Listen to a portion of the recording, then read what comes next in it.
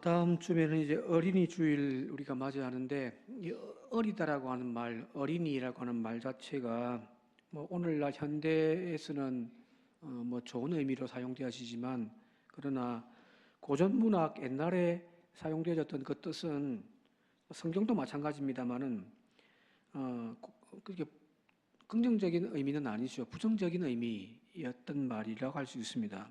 사리 분별이 부족하고 어리석다. 그 말이 어리다라는 뜻이거든요. 특별히 현실을 명확히 인식하지 못하고 자기 감정이나 욕망에 휘둘려 살아가는 그런 상태, 그걸 이제 어리다라고 했단 말이에요.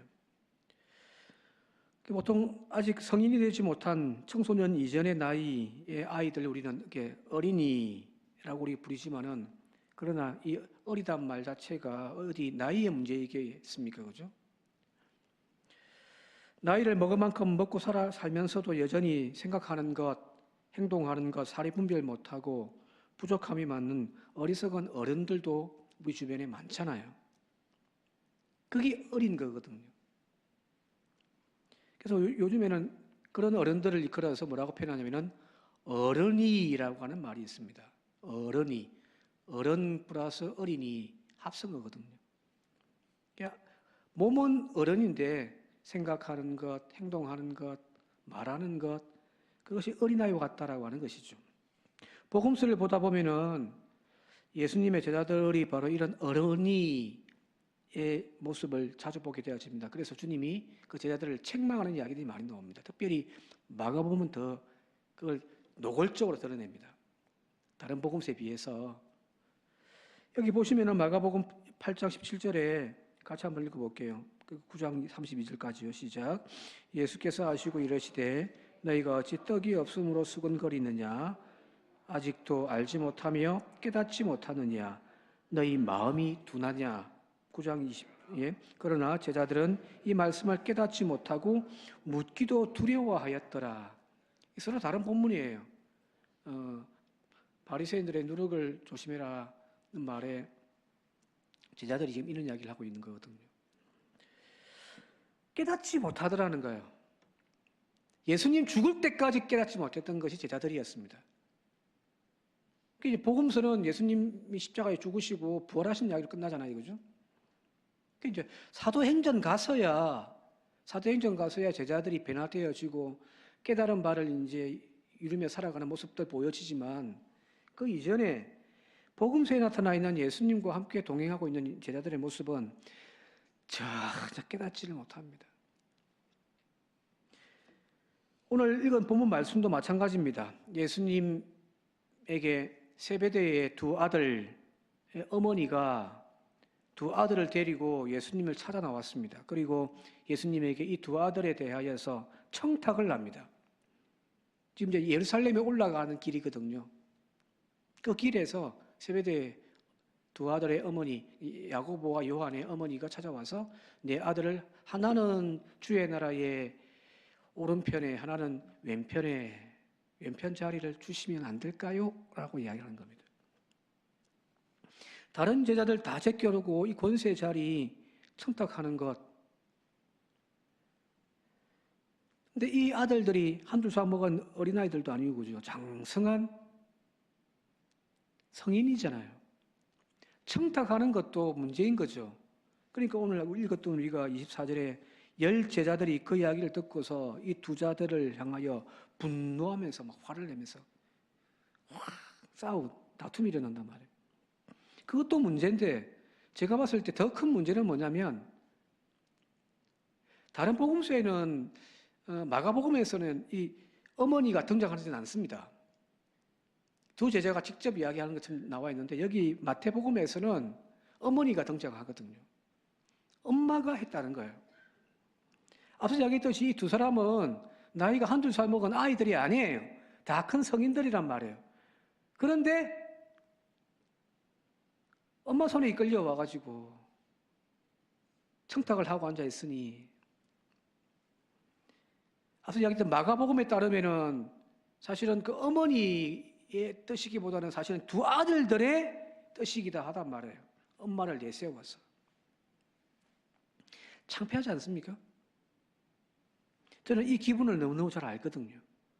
몇 번도 말씀드렸습니다만 부목사 시절에 5년 동안 전도사부터 해가 준목, 이제 목사 안수 받아가지고 부목사까지 5년 동안 쭉 하면서 목회 별 뜻이 없으니까 그냥 세상 친구들하고 놀려 어른 것을 좋아하다 보니까 목사님이 다 욕을 합니다. 야, 이 새끼야.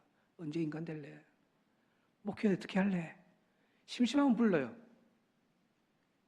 그러다가 이제 딱 2번 사모 데리고 와라.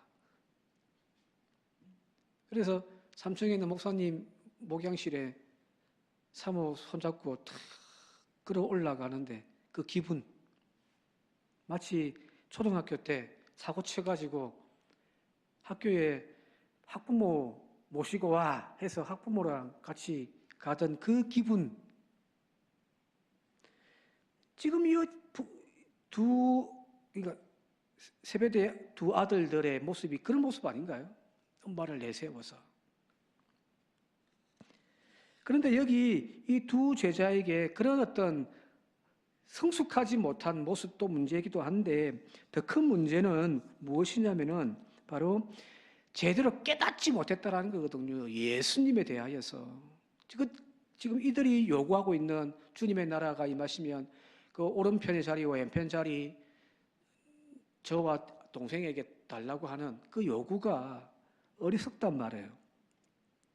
복음서에 분명히 예수님께서는 3번에 걸쳐서 자신의 죽음에 대하여서 예고하십니다. 첫 번째가 마태복음 16장에 나와 있는 말씀.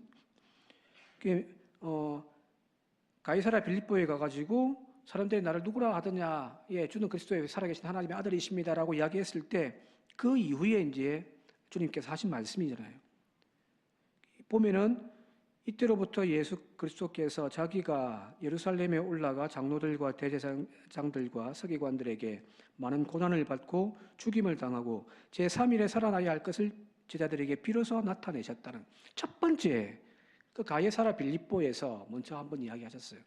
2번째가 이제 17장 넘어가면은 시내산 올라갔다가 변화산의 그 놀라운 광경을 경험하고 난 다음에 이제 다시 내려오죠, 그죠? 그리고 그 산 아래에서 귀신 들린 아이를 고쳐주시고 난 다음에 이야기가 나오는 거예요. 2번째도 똑같이 이야기하십니다. 갈릴리에 모일 때에 예수께서 제자들에게 이르시되 인자가 장차 사람들의 손에 넘겨져 죽임을 당하고 제3일에 살아나리라 하시니 제자들이 매우 근심하더라. 2번째에도 똑같은 이야기를 하시는 거예요. 죽어야 한다. 그리고 3일 만에 부활할 거다. 근데 이 2번째 이야기가 있고 난 다음에 바로 이어서 어떤 이야기들이 나오냐면은 이 가버나움에 도착한 이 제자들이 집에서 자기들끼리 막 싸워요. 뭐 가지고? 누가 더 크냐라고. 네가 크냐 내가 크냐 갖고 막 싸운단 말이에요. 그러면서 제자들이 예수님께 묻습니다. 천국에 누가 큽니까? 라고 묻는 거예요. 이건 이제 지난번에 한번 이야기했으니까. 그리고 마지막 3번째 이제 예고가 오늘 읽었던 이 본문 말씀 20장 18절과 19절인데 여기 보면 또 똑같이 이야기를 해요. 보라 우리가 예루살렘으로 올라가나니 인자가 대제사장과 서기관들에게 넘겨짐에 그들이 죽이기로 결의하고 이방인들에게 넘겨주어 그를 조롱하며 채찍질하며 십자가에 못 박게 할 것이나 제3일에 살아나야 하리라. 3번째는 조금 더 구체적이죠, 그죠? 이방인의 손에 넘겨지고 조롱과 채찍을 당하고 십자가에 못 박혀서 죽게 되어질 것이다. 더 구체적이긴 해요. 자, 그런데 이 이야기가 있고 난 다음에 지금 이 이야기가 나오고 있는 거거든요.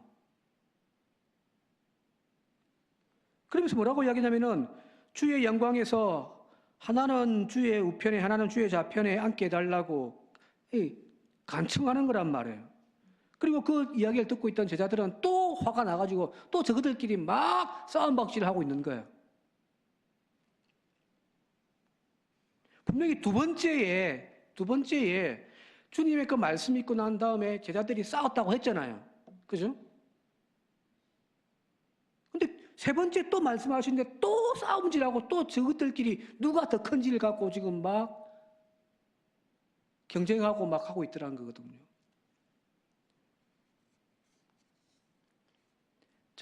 이 제자들의 모습 속에서 우리가 주님은 3번씩이나 똑같은 말씀을 하셨지만 제자들은 변하지 않죠.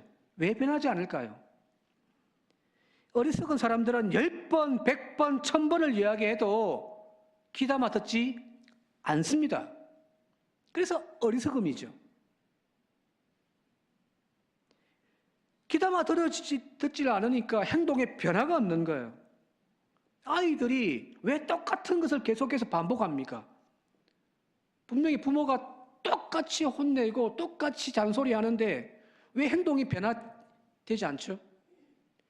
귀담아 듣지 않기 때문이거든요. 지금 제자들의 모습이 딱 그렇습니다. 예수님의 말씀과 가르침을 전혀 깊이 생각하지도 않습니다. 받아들이지도 않고요. 오직 자신들의 생각만 하고 있는 거죠. 자신들의 주장만 주구장창하고 있습니다. 주님이 뭐라 말씀하시는지 제자들은 귀 기울여 듣질 않았다는 거예요. 그 생각만 하고 있었지. 오늘 우리의 신앙도 마찬가지 아닌가 싶습니다. 왜 우리의 신앙이 성장하지 않죠? 왜 우리는 변하지 않죠? 예수를 믿은 지 수십 년이 되었지만 여전히 우리는 아이와 같은 그런 믿음 생활을 하고 있지 않습니까? 간구하는 것도 기도하는 것도 어린아이 수준에서 우리 지금 기도하고 있지 않습니까? 왜 그래요? 왜 우리 믿음은 자라지 않죠? 제자들과 똑같습니다. 하나님의 말씀을 귀담아 듣고 있지 않기 때문입니다.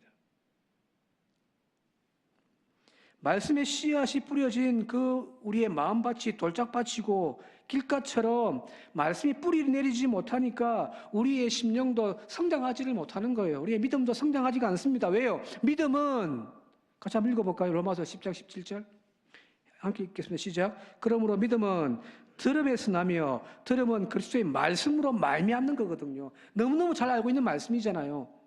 믿음은 들음에서 나고 그 들음은 그리스도의 말씀으로 말미암아 믿음이 생겨지고 믿음이 자라는 건데 수없이 많은 말씀을 들었고 수없이 많은 말씀들을 읽었는데 왜 우리의 믿음은 자라지 않을까요? 안 들어요. 문제는 말씀이 우리 가슴밭에 뿌려지고 그 말씀 하나 부여잡고 한번 몸부림치면서 말씀 한번 키워내보겠다고 하는 그 농부의 마음으로 한번 우리가 신앙생활을 한다고 한다면은 분명합니다. 믿음도 자랍니다. 여러분 듣는 것으로 만족하지 마시고 그 말씀이 오늘 우리의 믿음에서 깨달음으로 나아갈 수 있는 저와 여러분들이 되시길 바랍니다. 어리석고 깨닫지 못하는 제자들, 그래서 예수님의 고난 앞에서 모두 도망가 버렸던 그 제자들이 어느 순간 딱 변화되어져 버리잖아요. 그죠? 앞서 이야기했잖아요. 부활 이후로 사도행전의 제자들의 모습 보면은 전혀 다르단 말이에요. 왜 그럴까요? 부활하신 주님을 만나서? 물론 그것도 있겠죠. 근데 제가 보는 것은 그거예요. 말씀을 기억하기 시작한 겁니다. 베드로는 주님 다 떠나가도 다 버리도 저는 절대 버리지 않겠습니다라고 했더니 예수님께서 너 3번 나를 부인할 거야. 아니요. 저는 끝까지 주님 따라가겠습니다. 실제로는 3번 부인해버렸잖아요. 그죠? 그리고 닭이 3번 울고 난 이후에 베드로가 깨닫거든요. 거기 마태복음 26장 75절인데 같이 한번 읽어볼게요. 시작. 이에 베드로가 예수의 말씀에 닭 울기 전에 네가 3번 나를 부인하리라 하심이 생각나서 밖에서 나가 심히 통곡하니라. 여기 베드로가 자기의 잘못을 깨닫고 통곡했다, 눈물 흘렸다, 참회했다, 이것도 물론 중요하겠지만 제가 눈에 들어오는 것은 뭐냐면 예수님의 말씀이 생각났다라는 거예요.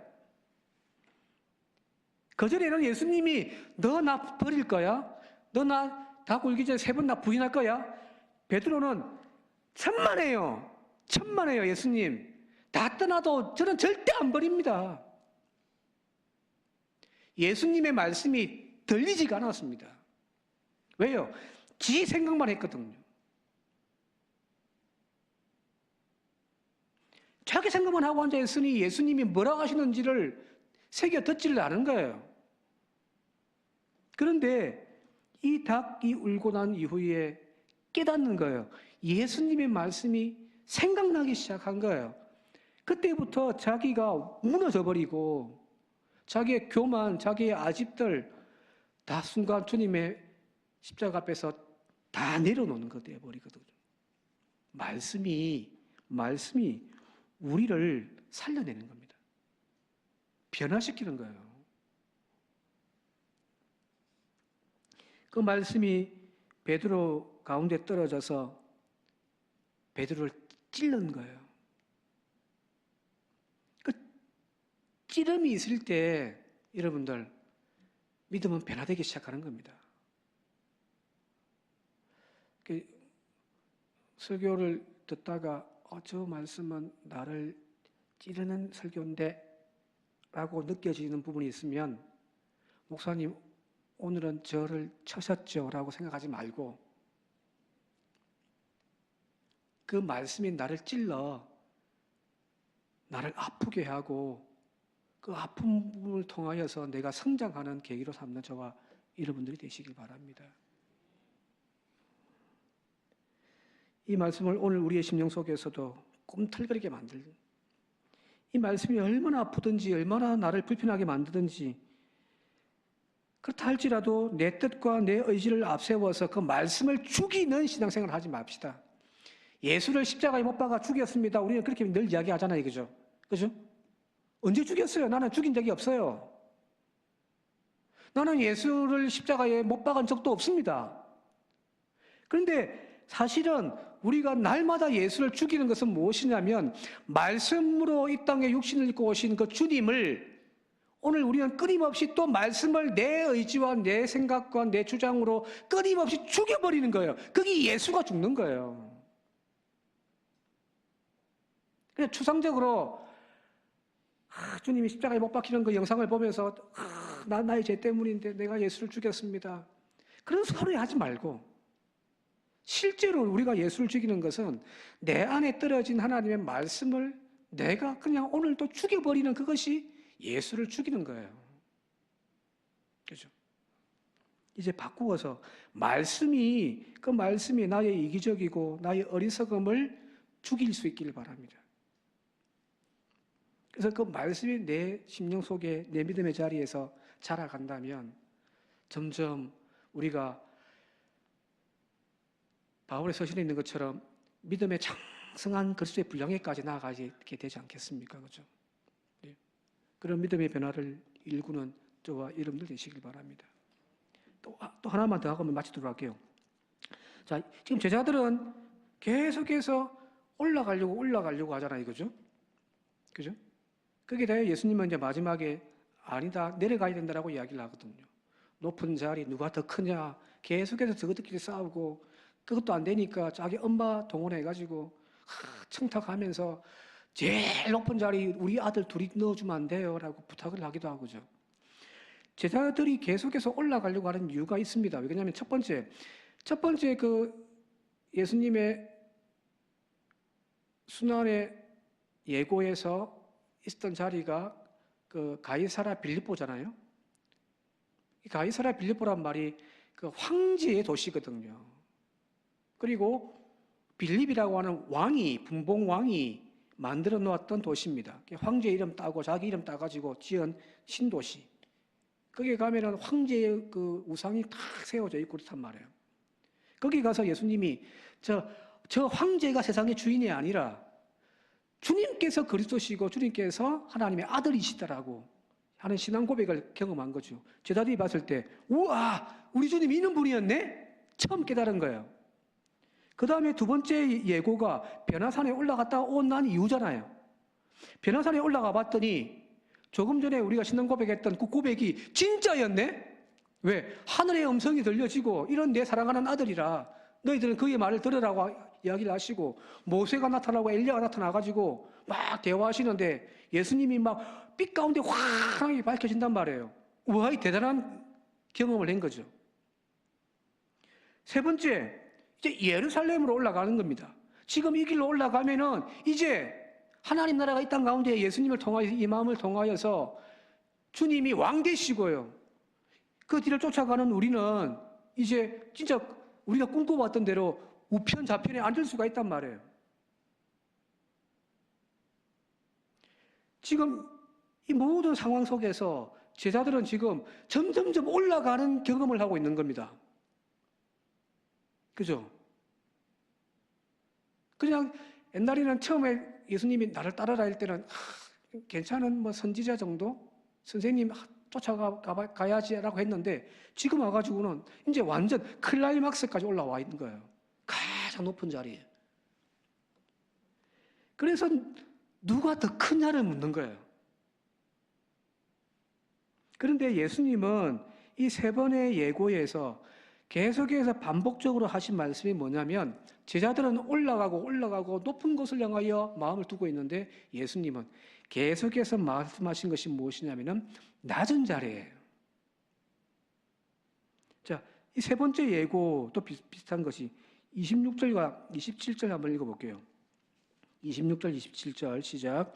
너희 중에 그렇지 않아야 하나니 너희 중에 누구든지 크고자 하는 자는 너희를 섬기는 자가 되고 너희 중에 누구든지 어뜸이 되고자 하는 자는 너희 종이 되어야 하리라 하는 겁니다.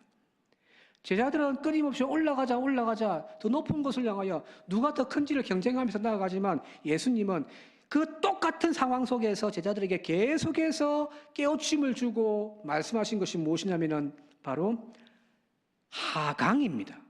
낮아짐이에요. 그곳에 주님의 손길을 기다리는 사람들이 있었고 그곳에 시름하는 죄인들이 있기 때문이거든요. 교회가 나아가야 할 길이 어디냐면 바로 이거죠. 낮은 자리로 내려가는 것이 교회가 나아갈 자리이고 저와 여러분들의 기도 제목이어야 하는 겁니다. 아직 어린아이 때는 제자들처럼 똑같이 우리도 높은 자리에 성공의 자리에 출세를 위하여 기도하겠지만 이제 믿음이 성장한 사람들은요, 신앙의 어른이 된 사람들은요, 아니에요. 주여 나를 사용해 주십시오. 주여 우리 교회가 이 목포에서 제일 큰 교회가 아니고요, 제일 작은 교회일지언정 나를 흩어서 많은 사람들을 살려낼 수 있는 교회 되게 해달라고 그렇게 기도가 바뀌어져야 되는 거거든요. 우리 자식들을 위해 똑똑해서 전교 1등 되어지고 좋은 대학교 들어가서 좋은 직장 가는 성공한 인생 되게 해달라고 기도할 것이 아니라 하나님, 저 인생 붙들어 주셔서 저 인생이 정말 하나님의 손에 붙들받아져서 많은 사람들의 생명을 살리는 사람 되게 해달라고, 많은 사람들에게 선한 영향력을 끼치는 그런 인생 되게 해달라고 그렇게 기도가 바뀌어져야 되는 거거든요. 왜요? 이게 어리석은 어린아이들은 높은 곳을 향하여 나아가려고 하지만 신앙의 성숙함을 가진 사람들은 낮은 자리로 내려갑니다. 왜요? 예수님이 그 자리에 계시기 때문입니다. 우리 교회가 저와 여러분들이 그런 믿음의 성숙한 신앙인들 되시기를 바랍니다. 결론적으로 말씀드리면 그런 믿음의 성숙한 신앙인이 되기 위해서 우리가 해야 할 것, 다시 말씀을 붙들으십시오. 실험해 보십시오. 말씀 때문에 내 가슴이 찢어지고 말씀 때문에 내가 괴로워하고 아파하는 경험이 있어봐야 됩니다. 그래야 믿음이 한 단계 성장할 수 있거든요. 그런 믿음이 성장하는 우리 모두 되시기를 주님의 이름으로 축원드립니다. 함께 기도드리겠습니다. 하나님, 제자들처럼 깨닫지도 못하고 어리석은 소리만 하는 저희들의 믿음 되지 않게 하옵소서.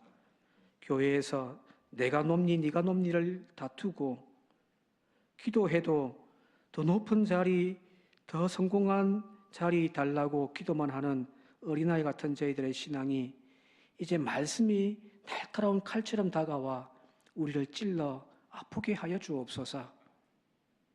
세상적인 것들 잘라내고 점점 예수의 마음 닮아가는 우리 되게 하시고 믿음의 공동체 되게 하옵소서.